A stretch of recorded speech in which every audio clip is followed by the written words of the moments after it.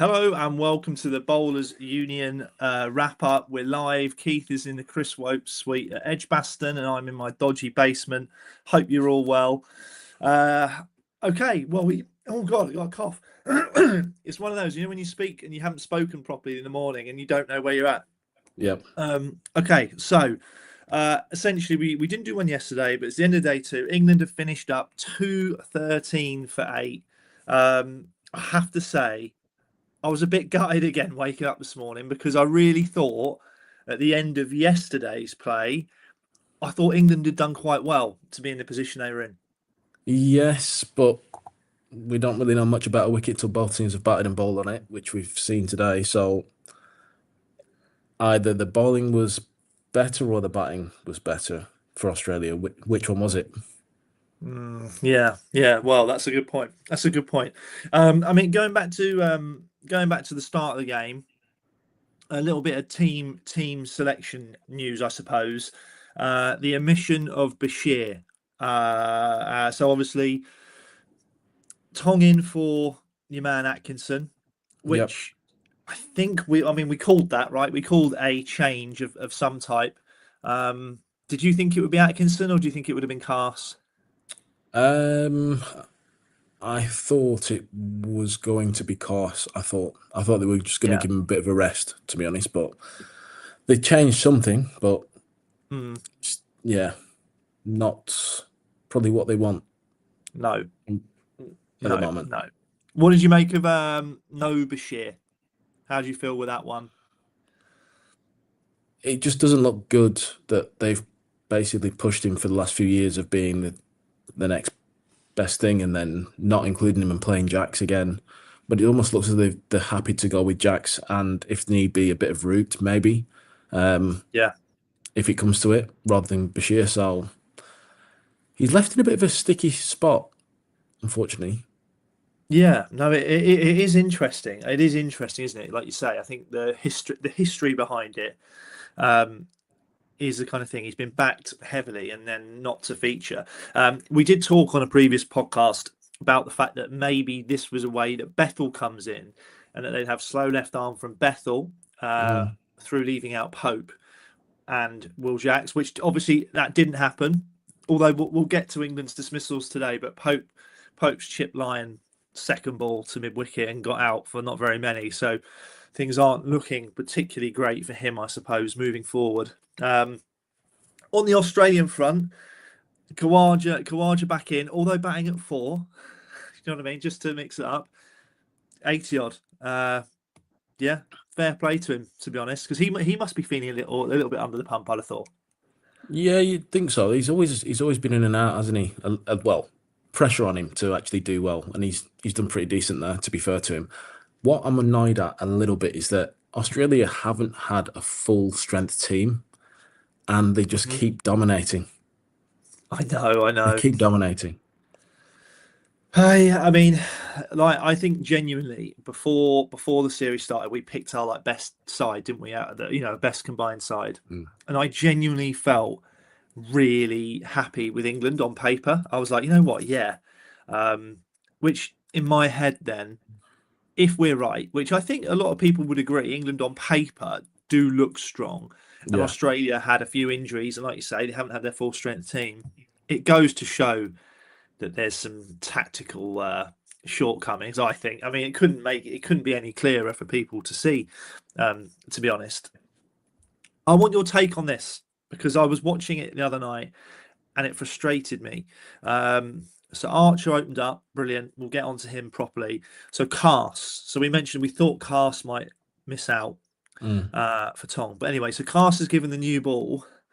And his stock ball was round the wicket, in swing to left-handers. It was doing my head in. I mean, I really believe in just making the decisions correct in the first place, irrespective of talent. Make the right call. I don't get me wrong; it's a useful delivery, I think, as a variation. But I just really don't see that's your stock ball at all. Because if it swings, it's missing leg, and if they move, they get outside the line. So essentially, you take out LB. Yeah. I find it really frustrating. You're not the only person to ask me that, because it's kind of it's a bit of a left-hander's wet dream. Round the wicket, swinging it back in. I feel not many Well, wait, are you lefties. talking from a batting point of view? Are you? Yeah, not many left-handed batters miss out on that delivery. Right. And I'm trying to understand if the analysis picks something up and that's a weak spot, and he maybe, of course, hasn't executed the line and length, or if it was just kind of come around the wicket and he's not been able to utilize the skill he's needed there, because you want to be getting the ball to go away from around the wicket to a left-hander. Mate, it's 100%. It's so frustrating when you're round the wicket to a left-hander. The angle works for you, so you want to hold it up and move it away with the angle in. You don't need to angle it in and then swing it even further in. It's mind-boggling, and it really bothers me that an international player is kind of making that mistake. Do you know what I mean? That's what. And also, if it is analysis, again, that's why provide the data. Let the coaches and the players interpret it, who've got the cricket nous to then do something about it. Because that wound me up. I think in the first over he got clipped for 4 behind square leg, and it was just like, like, what do you expect? And then obviously he adjusted his line, got cut a few times. It was quite hard to watch. So sorry, little rant there about that. Jofra, brilliant. Yeah. Just basically shut up to all the people who. Yeah. I know you've probably got views on this. No, I'd agree. I think he just kind of just like, right, everyone just be quiet. I know what I'm doing. And he's executed what he wanted to do. That will probably leave people off his back for a little bit, but it'll come back round to him unless he bowls that way every time. And unless he bowls that way with good figures, or he bowls 150 clicks every delivery. So it is what it is. He's just going to get on with it. Yeah. Well, I'm really pleased for him. And again, like, there's a bloke who that's how you bowl at left-handers as well. He has it nailed down perfectly. So people who've got that sort of shape on the ball should certainly be looking at him for a bit of inspiration. So at the end of the day, anyway, Australia were 320 for 8, and the history of Adelaide, I was like, you know what? If England do a job in the morning, they've done well. I genuinely thought that. I was quite excited. It didn't quite work out. They added 50. Archer got his fifer, which is obviously great, but they added another 50 runs in the morning, which took them to the 370 odd mark. It's tough, isn't it? It was extremely hot. They obviously left a lot out there the day before, but that's really they needed to take 2 quick ones. Yeah, but at the same time, it kind of shows, if you apply yourself, what can be done, basically, the extra runs that are there, which then you'd want it to give your batters a bit of confidence as well. If you're the fielding team, to go, they've put on a decent partnership, we just get our heads down and battle away. But going into that England innings, it's not gone as planned, has it? No. So Pat Cummins back in, which is ultimately pleasing. You want to see world-class players on the path, and he's obviously got over his stress response. 3 for 54, and he gets the ball to nip away. But I'm trying to work out, is this just extremely late swing masquerading as nip, or is it genuine nip? Because he's a little bit, do you know what I mean? His release, he kind of fires it in and holds it up. I think it is nip, but it's just the seam position is not what I'd expect it to be to see it nip. It kind of is angled in a little bit more, it seems, but it just hits the pitch the right way and finds the outside edge of people's bats, basically. Yeah, I mean, he's a brilliant bowler, and to be fair, his two nick offs that's part of cricket, isn't it? It's what you're in it for. To be honest, just really nice bowling. So he's back. The other man who's back is now Australia's second all-time leading bowler. And that's Nathan Lyon. So he's back in, and he got a bit of a gift, didn't he? Second ball from Ollie Pope, who's just chipped one to mid wicket. Yeah, it's almost it's frustrating because I've played against him quite a bit, and you know how good he can bat. But it seems as though someone's saying to him, "Come on, find a way of getting out. Can you show me how to get out in this situation?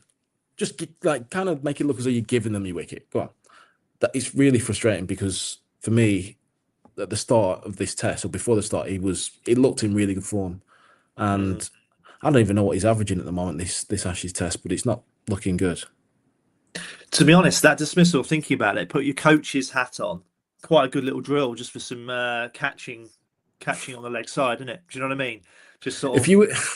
If you're right, let's say you were a fielding coach, you would never think of, let's put a man there and we're going to throw the ball and I'm going to hit it to you direct. You can get catches like that. You're not making that a match scenario fielding session, are you?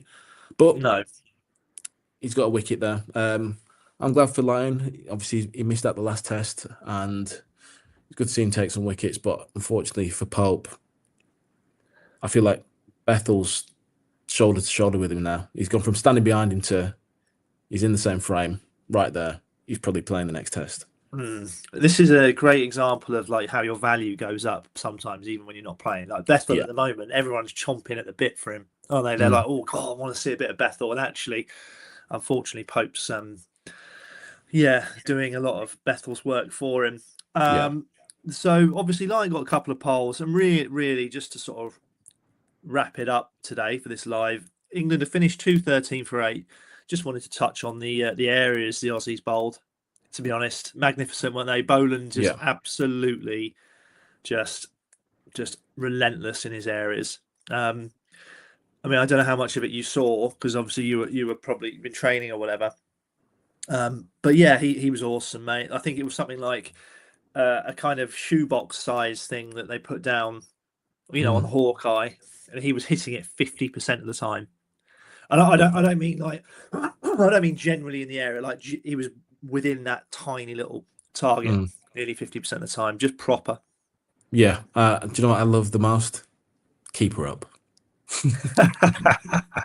Well, it got him one today, didn't it? It did get him one. Yeah. I thought he was outstanding. I thought they all bowled really well, and we are seeing a current kind of weaker Australia team just dominate England's full strength team. It kind of really puts a downer on English cricket for me. Yeah. No, it does. And again, we touched on it. You're watching Stokes, who's batting well. It has to be said, and he's working so hard. And it looks like he's just trying to show the lads how to apply themselves. Yeah, that's what it does. Genuinely look like that. Yeah. It's. I mean, are we talking the end of the road soon for these coaches, or what? They're going to lose. They're going to realistically at this point, it looks like they're going to lose this game as well. I'd be staggered if they're going to come back from a deficit like this at Adelaide, because it does spin more and more and more. So when they go 3-0 down, blokes' jobs have got to be on the line, surely.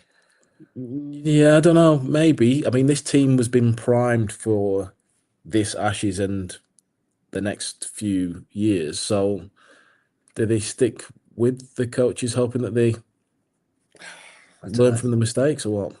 Well, I don't know, mate. You sent me a clip of Harry Brooks' interview from in the week. One of the worst interviews I've ever heard.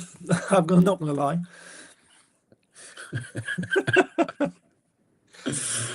Yeah, it was disappointing, to be honest. Listening to it, I'm just there thinking, just stupid. I mean, that sounds harsh, but like, it didn't make sense. He regretted the shots, but then he said he didn't regret them. It was just a weird interview, I thought. But he's obviously the vice captain. So, it's like, where are you going from there? Interesting. Who's Rob Key's boss? Someone. I'm not sure. Do you know what I mean? Because it's surely that comes into question, surely. Yeah. No, yeah, I'd heard someone mention that to me. Like, is he under pressure here if this goes wrong? Well, well, he's made quite a lot of grandiose statements about how county cricket's rubbish and how we all need to bowl with kookaburras and all of these things. And it's like, yeah, I don't know. I don't know. Yeah, I mean, yeah. To be fair, the only thing he can do is double down on that and saying this is why we need to do more kookaburra. But that's not the case because those guys didn't play any kookaburra stuff that are playing in the Ashes. So yeah, there's got to be a lot of looking in the mirror and asking themselves if they're doing the best they can, even Yeah, even your Rob Keys. yeah, 100%. I'm just having a quick look to see who England's summer schedule is against in terms of Test cricket. So in the summer, England will be playing New Zealand and Pakistan in Test matches. So it's one of those where you're like, if they don't do anything about it, well, England, chances are England are going to do well in those two series. You'd have thought. You'd like to think. Well, yeah, you never know. You never know. Are we going to come on and have a nice podcast at any point? When England do something decent, then yeah, I reckon. I'm a fan, right? I am genuinely a fan of England. I really want them to do well. So, I woke up early this morning. I got George out of bed, my lad. We watched a little bit. We were couldn't comprehend what the score was really, because historically Adelaide, like I said, is really flat. He went back to bed after about an hour.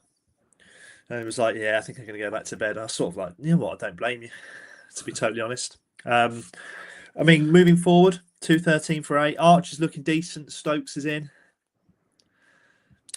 Yeah. This I can see this being again the second innings with England. We're going to need to see Joff bowling as fast as he can, basically to try and make something happen, and then yeah. Who else follows it up? Don't know. Stokes will be trying his heart out as he always does, but is it going to be enough? Don't know. I think Jacks will have a big role because I know Stokes was cramping and stuff, wasn't he, while he was batting and things. So Stokes is going to be fairly goosed. So I'm not sure he's going to be up for bowling loads of overs. You know what I mean? So yeah. We'll see. Someone's made me chuckle in the comment there. Makes sense. You blokes need a union. Yes, we do. We do absolutely. Right. Anyway, we'll wrap it up there. Thanks for tuning in. And obviously, if you're listening live, and if you're not listening live, then you'll catch it whenever you do on your podcast provider. So take it easy, everyone. See ya. Cheers, guys.